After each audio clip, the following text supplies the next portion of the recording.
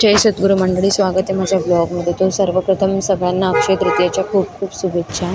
आणि हे वर्ष तुम्हाला खूप सुखमय जावो, आरोग्यदायी जावो. सो अक्षय तृतीयेनिमित्त आम्ही छान रांगोळी काढली, त्यानंतर चहा वगैरे घेतला आणि इकडे लगेच आईची तयारी चालू झाली. मस्त आज पुरणाच्या वरणाच्या स्वयंपाकाची.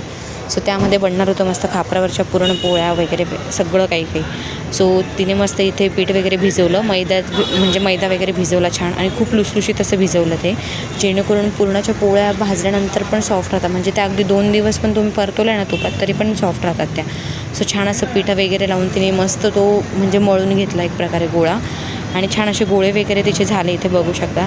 आणि एका साईडला माझी बहीण मस्त इथे आंब्याचा रस बनवत होती, कारण इथूनच सुरुवात होते आंबे खायला वगैरे. म्हणजे आता माहिती नाही, बरेच लोक आधी पण खातात, पण आमच्या घरी तरी सुरुवात इथून करतो आम्ही.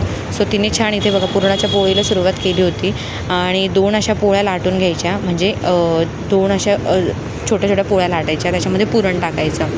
सो इथे तिची मस्त चालली होती प्रोसिजर. मी म्हटलं आता थोडासा व्हिडिओ कॅप्चर करू तिचा.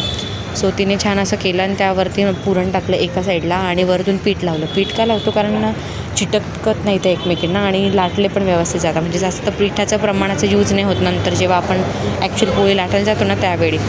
सो तिने छान असं ते म्हणजे छान अशा प्रकारे तिने पोळीचं ते बनवून घेतलं, जेणेकरून तुटणार नाही किंवा छान लाटायला सोपं पडेल तिला. सो ती इकडे बनवत होती आणि माझे बाकीचे भाऊ वगैरे त्यांचं काही ना काही कामं करत होते. कोणी बाहेर गेलं होतं तर कोणी काय. सो इथे बघा, कोणाकडे याला मांडा म्हणतात किंवा खापरावरची पुरणपोळी. तर आमच्याकडे याला मांडा पण म्हणतात, खापरावरची पुरणपोळी पण म्हणतो आम्ही. सो नाशिकला आत्ता होतो आम्ही, तर नाशिकला खापर तर नाही आमच्याकडे, पण गावी खापर आहे आमच्याकडे. सो आम्ही मस्त चुलीवरती खापर ठेवून पुरणाच्या पोळ्या करतो. पण आईने इथे जुगाड काय केला की आपल्या गॅसवरती कढई मोठी जी असते ना ती उलटी ठेवायची, तिला तेल लावायचं आणि त्याच्यावरती पुरणाच्या पोळ्या करायच्या, जेणेकरून त्या मस्त होतात. आणि इथे बघाल तुम्ही तिने छान अशी पुरणाची पोळी वगैरे टाकली कढईवर.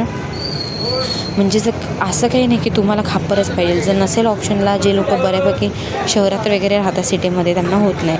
त्यानंतर आम्ही गावात आलो, आम्हाला देवाचे सामान वगैरे घ्यायचे होते. सो इथे सामान वगैरे घेतलं, ते मटकं वगैरे पण लागणार होतं ते घेतलं.